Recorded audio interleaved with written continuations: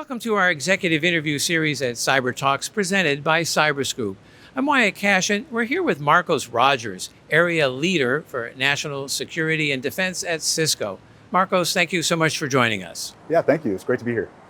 Let me start by asking, what are the biggest challenges that you're seeing federal agencies continuing to face in meeting the White House executive order on zero trust security? Oh, goodness. There are so many different models from the civilian side of what that looks like to the defense side of what that looks like.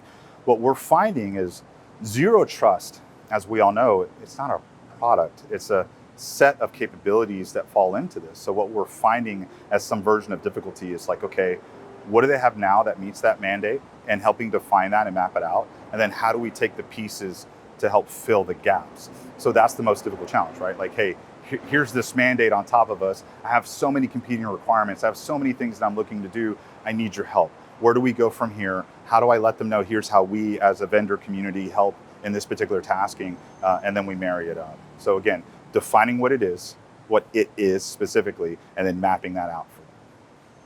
And then, as the cyber workforce gap continues to widen, what steps are you seeing federal agencies taking to invest in and build the talent pipeline? Thank you. There's a couple of things going on. One, it's really created a nice forcing function, if you will, on making sure we focus on what we have now. I see you. What training do you lack? How can I get you better? I know it. I know we're looking out there to whatever's there, but it's one of those, what you need, you have, and you don't realize it until that gap starts to continue. And you're like, well, then how do I build up where that is? So I'm seeing that. The other thing I'm seeing is the innovation aspect. And what I mean by that, let's just take the Air Force very specifically. They've created warrant officers. That's a big deal, right? I'm in the Army. I currently serve in the Army National Guard. I'm the Deputy G6 for my state. We have warrants. I have warrants who specialize as technical experts in cyber. So it's great to see our brothers and sisters from the Air Force say, you know what, that looks good. That's some version of an easy lift. We can make that happen, and let's execute against it, right?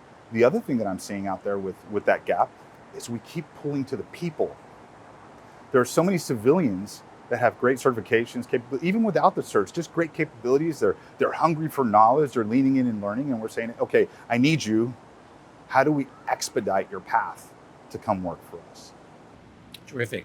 Well, Marcos Rogers, thank you so much for joining us and adding to the conversation here at CyberTalks. Love it. Thank you.